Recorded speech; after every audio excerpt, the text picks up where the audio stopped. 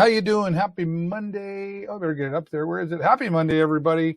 Welcome to the show. As always, I'm your host, David Burrows. Episode number 524, heading into the next 10 years, right? Hopefully. Hope you've had a good weekend. Mother Nature's been pretty kind, right? Especially last week, Remembrance Day ceremony here in Sarnia held at the Veterans Memorial Park, which is nice to be able to get back to that. The last year and the year before, it was a sort of a private service held down at the Legion. Although I was able to live stream it, it was nice to see. And thanks, I just want to say thank you to my son, Jason. I was not able to be there, so he went down and set up and did the live stream so that people who were unable to get out were still able to enjoy the ceremony. And it was a beautiful day. It was about 15 degrees and large crowds down there from what I could see and what my son Jason told me. So great to be able to get back to that. And of course, just a little bit before that, the Tommy Soldier was reinstated, if you will, with his rifle. And then, of course, the 100th anniversary of the memorial as well. So good timing in there, and happy to do that. So thank you, Jason. I appreciate you getting out and doing that for people to enjoy. Hope you had a good weekend. What have you been up to? Boy, I got a busy one this week. I've been sort of scaling it down to about one a week, but there were just some timely timely interviews that needed to happen. That's what I was trying to say. Wow. I'm having a hard time talking again today. I don't understand what it is, but I hope you're doing well and surviving everything well. It's good to be heading in a positive direction. I think that's where we're headed, right? Do me a favor, join the mailing list by going to my website there on the screen, theshowlive.live. You're going to see some other videos there that you won't see on my Facebook page as well on the website. So check that out. And of course, I'm also on Twitter and Instagram, and I'm getting into this TikTok thing. Same there as David Burrows. Having fun with the TikTok, so check that out there as well. I do some Sting stuff on there, and I do some goofy, silly stuff. That's the goofy, silly side of me over there, aside from what you might get here. And I'm still getting closer to 1,000 subscribers. Still working on that, so I'd love you to subscribe to my YouTube channel if you haven't done it yet already. And of course, we're streaming live on LinkedIn now as well. So we're everywhere. I'm everywhere. Look out. You're not getting rid of me anytime soon. So there you go. All right, let's jump right into it this week. Literacy Lambton has reached out, and they've got some new programs, and they're looking for some support from the community. Literacy, definitely an important part for many people. And Tracy Pound, Executive Director, joined me earlier this week for an interview. We're going to go talk to her right now. Let's go take a look. All right. Well, as promised, joining me now from Literacy Lambton, Tracy Pound joining me. It's been a while, Tracy. Thanks for coming back. Well, thank you. And thank you for such a lovely introduction.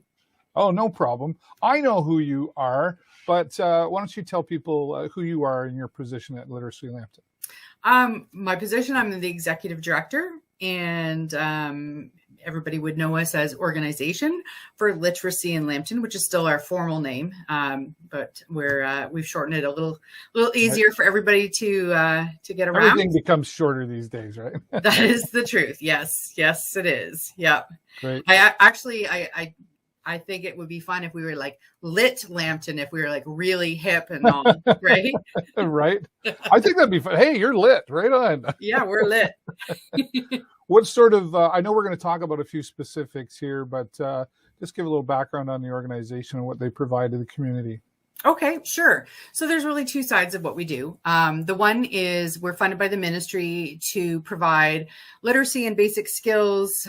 Really what that means is we help adults 19 plus improve their reading, writing, math, basic computers, and digital knowledge. What that really means is, we help with things like reading comprehension to achieve things like, the G1 driver's test is like, one thing that we do. We've, people that are learners that come to us and they want to go back to school, they need to do, post-secondary entrance or all those sorts of things, or get caught up on high school credits that they weren't able to get completed. We work with learners that way. And another way is employers maybe have just an absolute rock star employee, and they notice that there might be some comprehension issues, and maybe there's like a document, like a safety manual that they want to make sure that is understood. So, there's a lot of different ways. I always find that like that elevator speech doesn't always really compute, and a lot of people don't really always connect to us being the agency that could help, but that's what we do.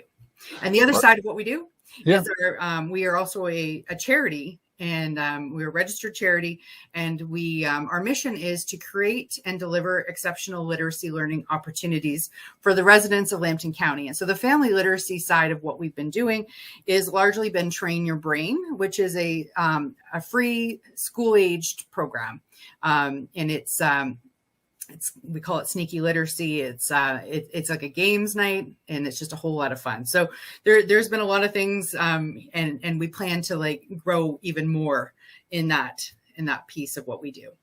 Fantastic. I find it interesting. I think that literacy is probably not something that most of us think about every day and go, I guess it's one of those things we take for granted unknowingly. Because there really are still so many that are struggling with reading and you say comprehension and math. It's got to be hard for people to come forward sometimes too, I would think. Is that a fair statement? I think that's very accurate. And, I don't know how to scream it from the mountaintops that, all learning should be celebrated, and it shouldn't be a thing that you feel shame about. We all, literacy is often like a muscle. You use it or you lose it. And, sometimes maybe there's various reasons, but maybe you kind of missed the first go round, in school. And so, we're just here to help. And I mean, all learning should be celebrated. So let me ask you this then. And I agree with you 100%. There should be no embarrassment in that. Everybody's been brought up in different circumstances, et cetera. I myself, and I'm okay, I get through, but I'm not the greatest at math. Like I still do this, right? I'm serious. I'm horrible at it. And I never, got to the point where it's like, okay, this is basic math and you pass. So could I come in and say, hey, I'd like to sit down and, once a week or twice a week? How does that work if I want to come in and you help me with math? We are seeing learners by appointment. And so we work one-on-one. It's very personalized. It's, we basically have 5 goal paths that we work towards. One is, employment, independence, secondary credits, post-secondary, and apprenticeship. So those are kind of the 5, key areas. But yes, we help, I was actually just down in the learning space the other day, and I could see, I kind of had a little bit of a shudder myself. I'm sorry to say this, but I could see the long division. Somebody had the chart out, and obviously one of our, I know. And it was like, oh, yeah, dodge that bullet. Is that even still a thing? Yeah. Anyway, but that's the thing. Like if you want to go and do your pre-apprenticeship entrance, sometimes those sorts of things, that you think in high school that you'll never have to see again, they'll rear their ugly head, and you need to make sure that, this is a skill set that you have. So, we are here and ready to help. Very good. So, so somebody wants to come in, is there a cost attached to it? No, our services are free, completely free. And, and all of the family literacy programs that we do, we are so grateful. We have such a generous community, and yes, it's our one of our big campaigns right now, and I'm getting probably ahead of myself here, is Give a Book. And the Give a Book. Let's talk about that for sure. Yeah. So Give a Book, it's really, it is completely on the shoulders of our generous community. So you think about it, like the service clubs, the Rotary of Sarnia, they kicked off the campaign this year, $2,000 action grant. Wow. And the nice part is we, being a literacy nonprofit, we are able to access some deeper discounts as well. every now and then.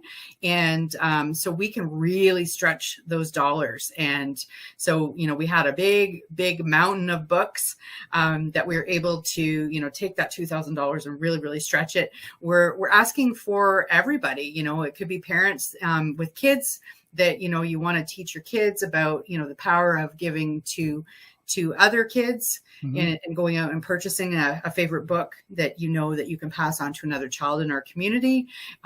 We have you can go and you can purchase a book right at the bookkeeper or right at Kohl's, or you can even do a cash donation online through literacylampton.org.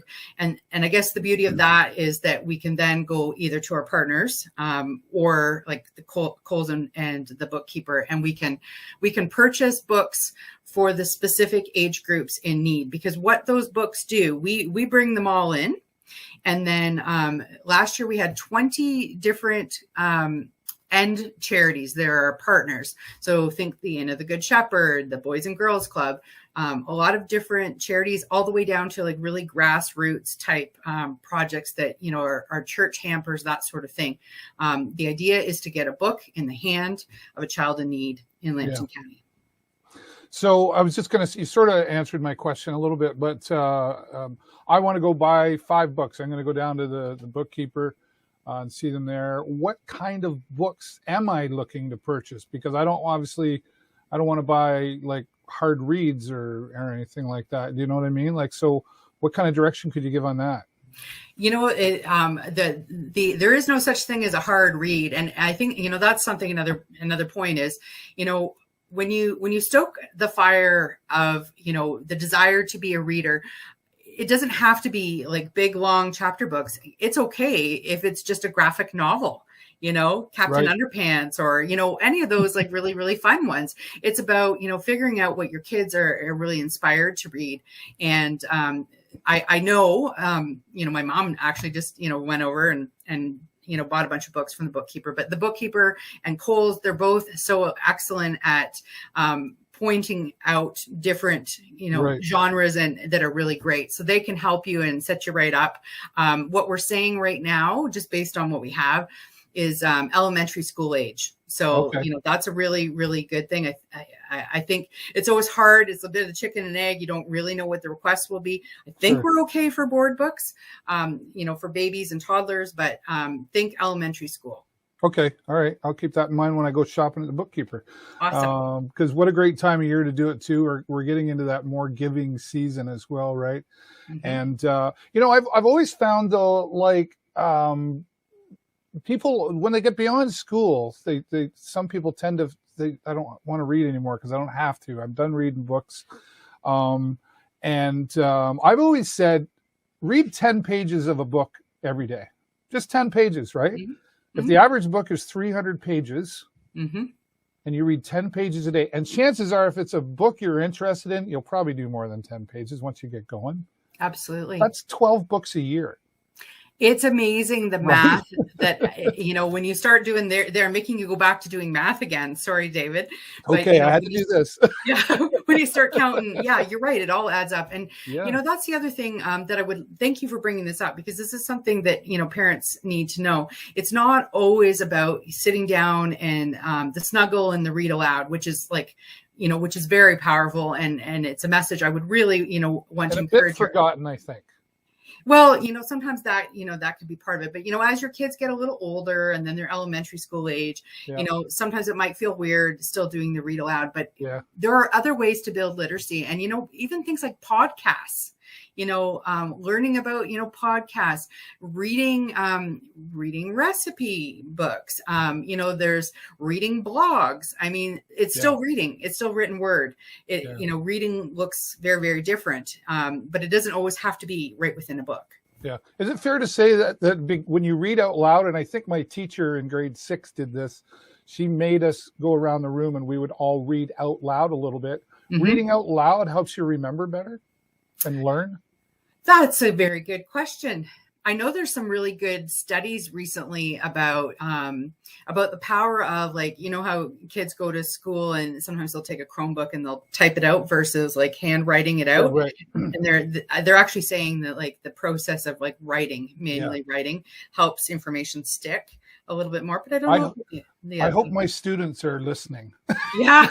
Because I tell them, write it down, read out loud. Yes, very good. Well, that's a lot of great information, but I know there's another campaign coming up as well. Lunch for literacy. Who doesn't like a good lunch? Absolutely. And it's at the Dante Club. So we are looking at our promotion committee of volunteers have been working really hard, and what we're doing is we're hoping to kind of grow this whole idea of lunch for literacy. We're kicking it off with the Dante Club. As we roll it out, we may be looking for other local small restaurant businesses to kind of give them a shout out and get people sampling their lunches. And so our first one is Thursday, December the 2nd, and you order your tickets. It's through Eventbrite. So you order tickets. If you go to literacylampton.org, under the events page, it'll bring down some options, and you choose your pickup time. So it's curbside pickup, and there's like 5 different windows. If that window is not available, that window is full. But you choose the time that you want to swing by and pick it up, and it is like beautiful. You get your meatballs and your homemade pasta sauce and all that good stuff from the Dante. I've had this one before, and the whole thing is amazing. But those meatballs, let me tell you, they are absolutely phenomenal. I'm told that you could make multiple meals out of like their meatballs. Yep. I usually get a couple lunches out of these meals. It's fantastic for sure. And what a great idea, still, it's supporting local and supporting literacy at the same time. Is this the first time you've done this? Or yes. Yeah. Okay. So, we have a brand new website, and so it's the first time that we've tried the whole online, event registration thing. One of the things that I've kind of been putting like, a seed of ideas out there is with a lot of different companies still working in, hybrid formats, or employees are working from home. What a great way to get out and do a little, just to acknowledge everybody leading up to the holidays. It's kind of like, you'd probably have to have the boss deliver it maybe, but instead of Uber Eats or Skip the Dishes, have them go by the Dante Club, order it up, and then take your coworkers, leave it on the front porch, whatever. Right. And then it's just, and then you guys could go home and you can all like Zoom together and, eat your meatballs. What a great idea. So, there's like some different ways. So, corporately, I'm appealing to, anybody businesses in Sarnia who maybe, want to treat their staff or their coworkers, or, maybe a random act of kindness, maybe, maybe just drop one off for, an elderly neighbor. There's just read my mind. Maybe I might be buying 3 or 4 or 5. And I was going to say, do you want me to drop off or give the elderly neighbor? Is that what you're getting at? No. Sure. Don't let the gray hair fool you. What a great idea, though, right? And I know you said it earlier, and I bet you almost every guest that comes on here from an organization anyway says Lambton County is just an amazing community when it comes to coming together to make these things work. I know you're going to have great success for that. I've already marked it down here, and I'm going to put it in my phone calendar so I don't forget.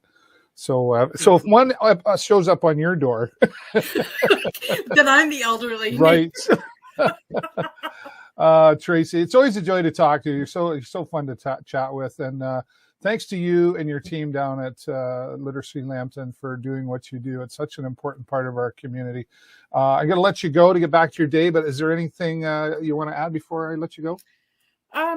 The only other thing, I guess, I would just give a plug, the fact that, we have an amazing team, and we are fueled pretty much top down by volunteers. We have a governance board of volunteers. We're actively recruiting to fill 3 spots on our board right now. And we have volunteers that are on our promotion committee, the fun events people. We have volunteers that work right with our adult learners. We have volunteers that work in our family literacy train your brain programs. And we were on hold there for a while. We had frozen everything, but we're back at a place where we're welcoming volunteers, and you can go to volunteersarnia.com, or you can go to literacylambton.org and get an application form. And I really want to just do a shout out the fact that, we would not be, we are such a small little team. Mm-hmm. We are amplified by the great work of our volunteers. It's awesome. So glad to hear that. Thanks again, Tracy. And let's not wait a year to have you back. Thank you. Thank you so much for having me. I really appreciate it. It's my pleasure. Thanks for sharing everything about Literacy Lambton here today. Folks, we're going to post all this information after the show on our Facebook page. So keep an eye out for that. Thanks again, Tracy. Take care. Thank you. Tracy Pound, nice to have you back joining us. And thank you so much for all that information. And give a book and literacy lunch, and they're doing some great things down there. And if you want to find out more, of course, their website was in that interview, and we'll be posting it on our website, on our Facebook page as well. So you can get more information and find out how you can get involved. They're always looking for volunteers and donate books, and they probably take your money too, I would think, right? So thank you again, Tracy. I look forward to, let's not wait a year to have you back. Let's get you back soon. I know she's got some other things in the work we're going to be looking at. Thanks, Tracy. All right, we're going out in the community again now. Youth in our community are making a difference, and this young lady is certainly making a huge impact in our community with the Shoebox Project. Annabelle Rayson, who was here last year, is back to tell us more about the Shoebox Project and what it supports. Take a look, and I'll be back. Well, being active in the community is certainly important, and I'm always pleased to see the youth in our community being active and giving back. And my next guest, Annabelle Rayson, is definitely, you are a youth activist for change. Yes, I am. And thank you so much for having me on your show today, Dave. You're welcome. I'm glad you could be here.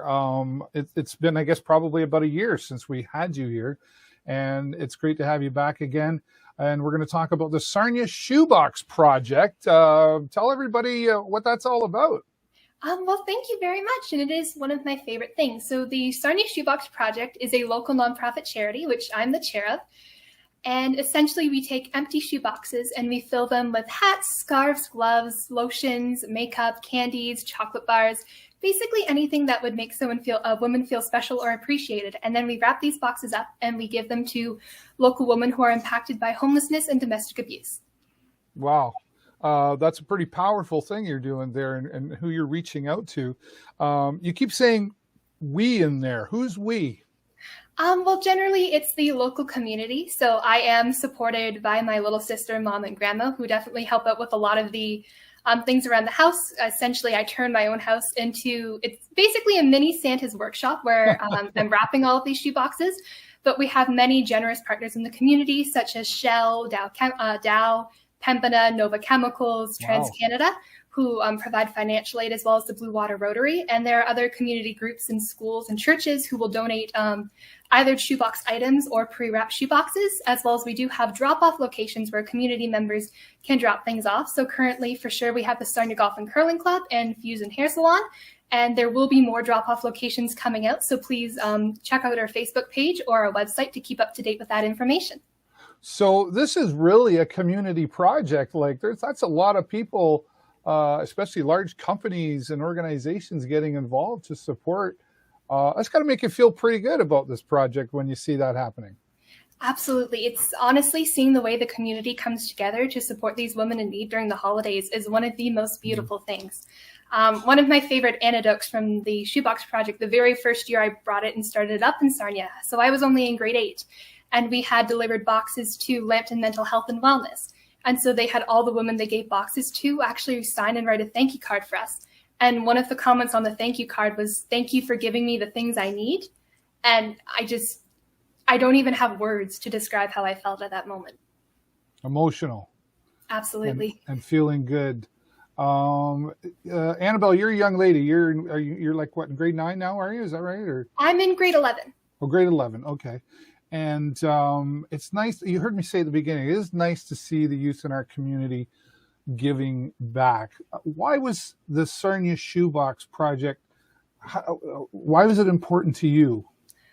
Oh, there are many, many reasons. So, one, my family, we love Christmas. It's a very big deal to us. And I was always raised in a family where we believe in empathy and giving back, especially helping those in the community.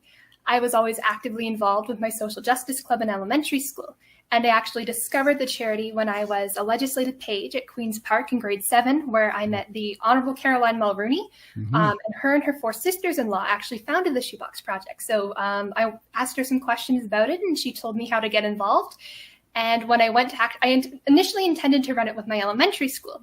But when I went to reach out to the local coordinator, I found out that there wasn't a coordinator. So I took on the job, and I've been on it ever since. But the Shoebox Project is so important to me because there are so many women in our community who are otherwise left behind, and no one deserves to be left behind during the holiday season. So it's extra important to make sure that they feel appreciated and remember that they are respected members of society and that there are people there to support them. Wow, that's a great answer, and it's nice to see that importance being carried on throughout the community. And obviously, it sounds like your heart to share and give back to the community you've learned from your family. Yes, my family is my stronghold. They are very, very supportive. They let this 13-year-old Annabelle come in and just start running a community nonprofit. I definitely owe a lot of thanks to my mom, who is sort of my supervisor. So everything that me, since I am a minor, can't actually legally do, she does kindly take care of for me, which I am very thankful for. Yeah, that's great. You must have learned a lot. I mean, just running an organization like this, there's a lot of paperwork and stuff, I would think. Well, I know there is, right? Were you a little overwhelmed in the beginning, or did you kind of go, okay, I'm doing this thing? Absolutely. So I'd like to quote Ray Bradbury for a moment here. First, you jump off the cliff, and then you build your wings on the way down.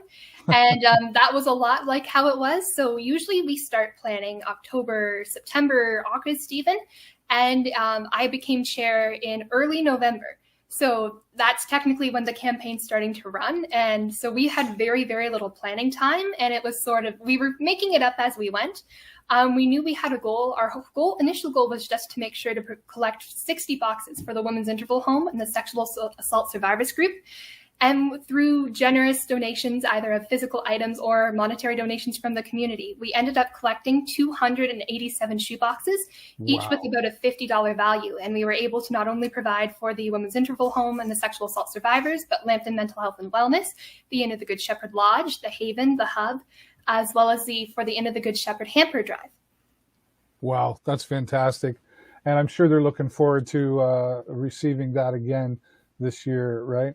How do you feel? You must know that you're really making somebody's day, and it seems like a tiny little thing, right? But you're having a huge impact on people, right? I hope so.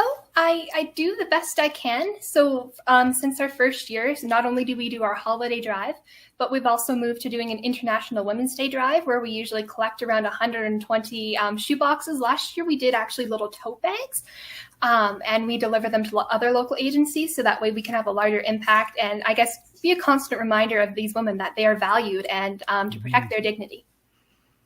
Wow. You're just so fun to listen to and talk. You're so well educated, and I can tell. My previous guest was Literacy Lambton, and I think they'd be proud of the fact that you probably read a lot. You're quoting things, and you do a lot of reading. Absolutely, it is one of my favorite pastimes. That's amazing. Do you have favorite types of books that you like to read? Oh, that is tough. I do like fantasy and science fiction. But I also enjoy political biographies. So I'm currently reading Barack Obama's A Promised Land. It's a great book. It is. It's a great book. Good for you. Okay, so here we are. You're in grade 11. You got the Shoebox Project going on. It's growing. A couple of more questions here. Do you have a goal of how large you want this to grow? And then, what about college, university when you get there? Because I'm assuming that's where you're headed. Are you going to carry this on, or will there be other things that you'll take on? What's the future hold for Annabelle Rayson? It's still definitely for sure I'm going to university, and I plan to continue the Shoebox Project for as long and as much as I can. My little sister, I do know when I get to university, she'll want to be more actively involved. So it'll be nice to have her as a support as well. But I do plan to continue the Shoebox Project throughout Sarnia and to continue with our holiday drive, International Women's Day drive, and we might possibly look into other drives throughout the year as well, or other small initiatives that we can do to truly help these women and also better engage the community and educate them about this issue. I absolutely. I think it's a fantastic way to handle it. And it's nice to hear that, how old's your younger sister? She's 11. Okay. All right. But she's still helping you. And then you might get the torch passed down to her then, right? And I'll still be involved, but she'll yeah. start stepping up a little more, which will be nice. Fantastic. And you've got some great contacts, like say with Carolyn Mulrooney and others there.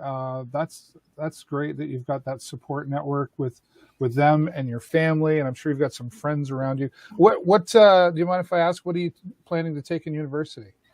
Oh, that is a tough question. Currently, I have a variety of interests, so I'm a little undecided. I'm thinking the end goal would be law. So for my undergraduate, I'm thinking of environmental science, as I do participate in the local science fair, and I have won titles at the national level from my environmental-based solutions. So I was thinking maybe environmental law or studying data science and economics. I could totally see you in law. Thank you. I wouldn't want you against me. Annabelle, thank you so much, and congratulations on the success of your Shoebox project. Is there any other details you want to add in there before I let you go? So our cutoff date for community donations is December 10th. And so again, keep our current drop-off locations are Sarnia Golf and Curling Club and Fusion Hair, or Hair Concepts and Styling. There will be more drop-off locations announced. Okay. And so please stay up to date with our Facebook page and our website for more information. And yes, please donate or help. Please reach out to us. Any help or donation or anything that you can do will be valued and is very important to helping spread a little holiday magic this season. Fantastic. Make sure you send me those locations and keep me up to date in Messenger, and I'll make sure I post them on the Facebook page, and we'll get the word out for you, okay?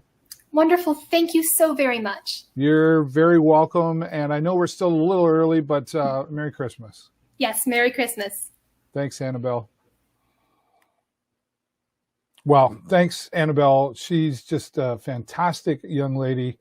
And beyond the Shoebox Project, I see her doing some great things, not just in our community, but all over, I think. Thank you so much again, Annabelle, and super proud of what she's accomplishing in our community. And she's got some other things in the work that she's working on, of course, because she's not busy enough, that she'll be coming back in the next little while when she gets things put together.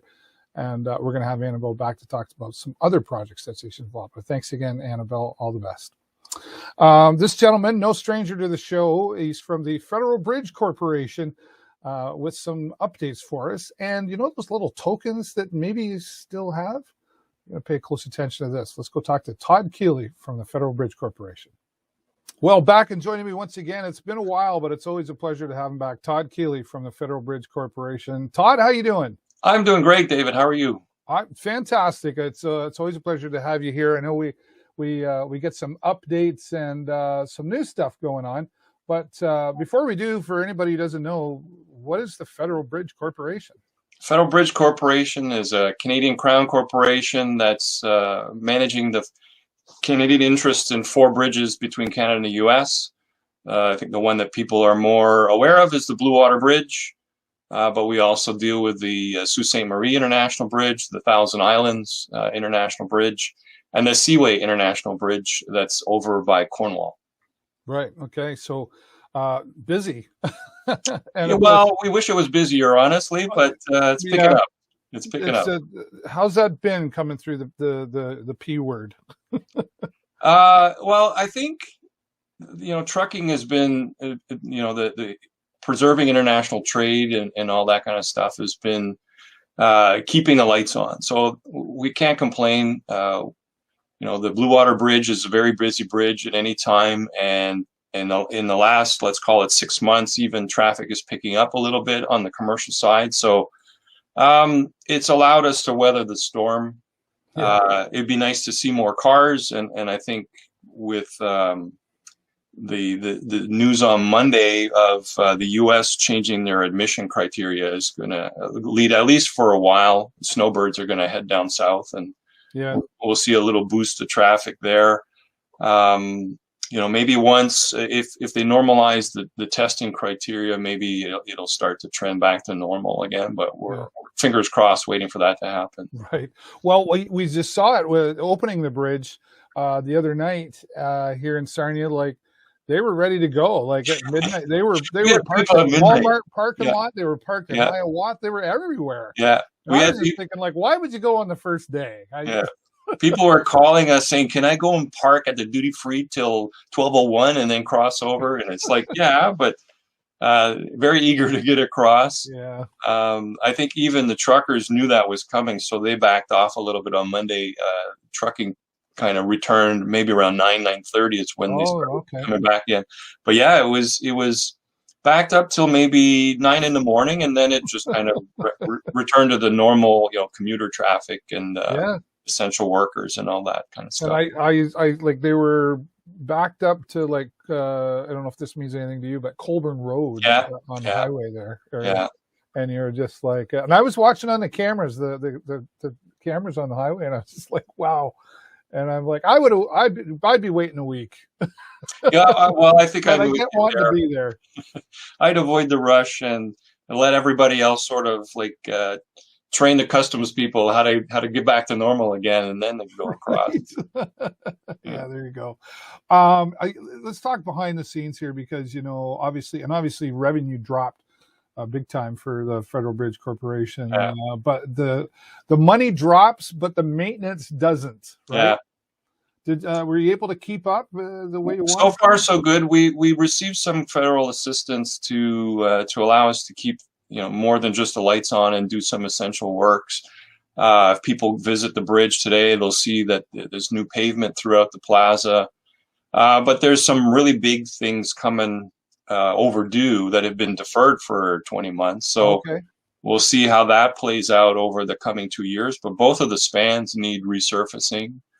And we have big ambitious plans about modernizing the plaza with new toll facilities, maybe a little strip mall with maybe something like a Tim Hortons or a Wendy's or something of that nature. We'd love to see that happen, but that's who knows, depending on how things turn out, we'd be able to get that back on track.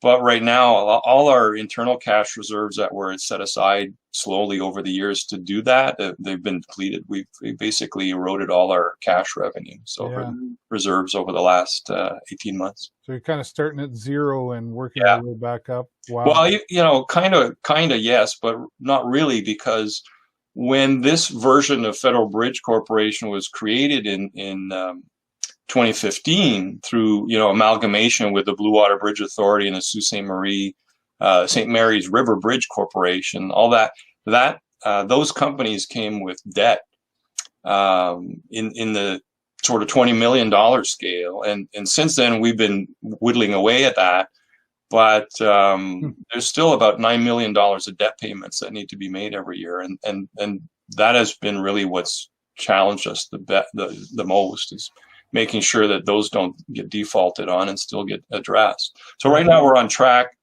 All that'll be paid off by 2027. Okay. And from that point on, it's building reserves for brighter and bigger futures for all the four bridges. Yeah. And wow, so much money needed for that. And as someone who lives here right in Sarnia, like 2 minutes that way, I'm on the bridge, right? Well, eventually I'm on the bridge, but I mean, it's right there to me. And all these bridges, like incredible landmarks in their communities as well. But it's really something that, even me included, I take it for granted, and have taken it for granted all the years I lived here. When I started crossing as a teenager, going over in the United States, just for some travel or restaurants or shopping, whatever that is. And then that was taken away from us. And we just didn't have any realization of how much we really took it for granted. But the other taking for granted is the cost that's involved, right? people don't like prices going up. And I think it was the last time we talked that maybe the prices had gone up a little bit, and people were like, "Arr." Did you get much grumbling from people about that? I think honestly, a lot of people aren't aware of it yet because they haven't crossed lately. But yeah, right. The ones that are most interested, though, I think they take advantage of the connection program, and so those actually have lower rates. And so the toll rate change really just didn't amount to changes in revenue or anything like that. It just enticed some people to sign up to the connection program. So their rates effectively stayed the same by doing that.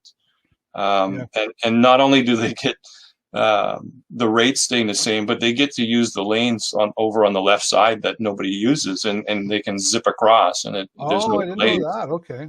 Yeah, you can use it in any of the lanes, but typically what we call lanes 4 and 5, the two leftmost lanes, aren't really that busy. And so if you've got a tag, you just show up and boom, you're through. It's a snap of a finger. So. Yeah, I didn't know that. Yeah, and for those who don't know, the connection program, explain to people what that is. What that is it's a prepaid toll program. So people can go to federalbridge.ca/connection with an X, so spelled in French, and they can sign up, prepay their tolls. And so what they'll get is a tag in the mail that they can stick to their windshield. It's a little small sticker.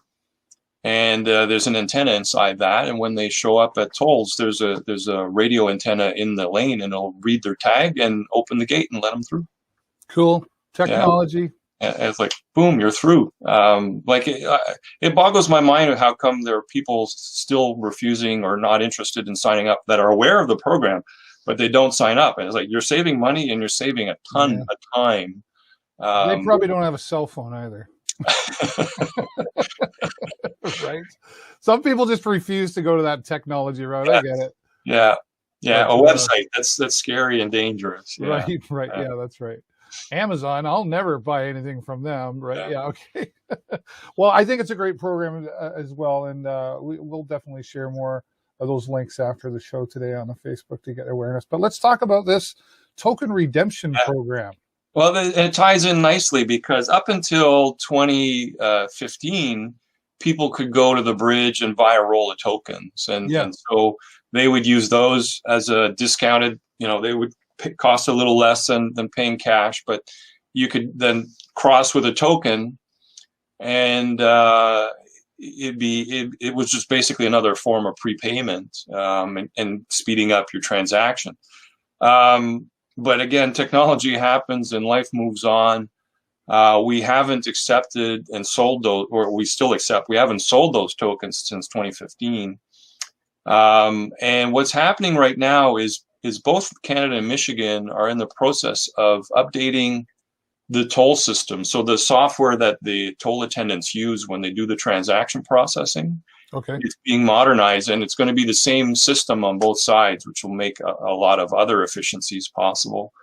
But one of the consequences of doing that process is that system's going in place next summer, and it won't accept tokens. So what we've started is a process where people could bring the tokens that they have to our offices or to the currency exchange on the Bridge Plaza or to the duty-free store, and redeem those for equivalent credit in the connection program. So if you have a connection card or tag already, your account will be credited for the tolls in the equal number. If you don't, you'll have an account created for you, and it'll be populated. So when people bought those tokens, they were paying $2.50 for a crossing. And today it's let's call it $4.50, $4.75, depending on what you drive and how you pay. And so you basically get equivalent value, continued value. So in other words, we're going to continue to honor the value of tokens, but the technology is just making their use, the physical token, obsolete. Yeah. So that system goes into place at Blue Water in July next year. So as of July 1st, 2022, tokens won't be accepted at tolls anymore, but up until December 31st of 2022, so 18 months from now, more or less, or 14 months from now, you'll still be able to bring your tokens to the office and trade them in for equivalent credit on the Connection program. Maybe save one just for like souvenir sake. Maybe they'll be worth like $5, $20. I think at some point it will be what's left over will wind up in a museum somewhere nearby. There you go.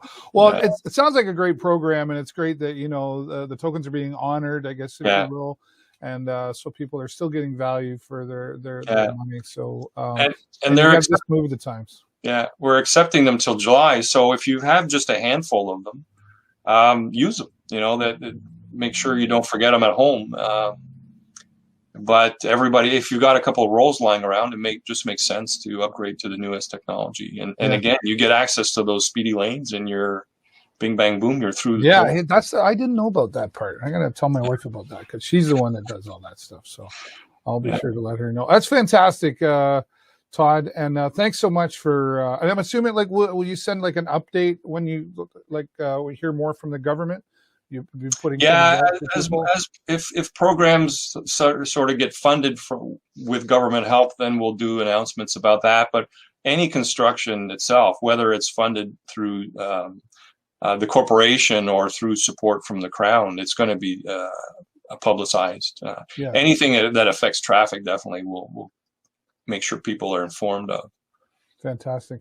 Todd, thanks so much. It's nice to have you back here again. And it's always an interesting update with you. And I think it's important for people to understand just kind of what's happening behind the scenes on those bridges, because there's, other than being, like I say, landmarks in their communities, they're an important part of two sides of the community, right? So two countries, essentially, right? So is there anything else you want to add before I let you go? I just want to thank you for your help in getting the word out, and appreciate the time you give me here. Thank you. My pleasure. Todd, thanks again. Take care. All right, you too. Thanks. Bye-bye. My friend Todd Kealey, always good to have him here talking with us. And thanks so much, Todd. I appreciate the work that you do and the Federal Bridge Corporation does for all the bridges as well. I've said landmarks in their communities, but an important part of the communities as well. So thanks so much, Todd. Always glad to have him here. I'll be posting all the links for these conversations on the Facebook page after the show. So you'll be able to get all the information and follow up on these things and see how you can give your support to the local organizations that we talk about here on the show. That's all the time I got for you this week. Have a great week, and even better weekend. And I will see you next time right here on the show. Bye-bye for now.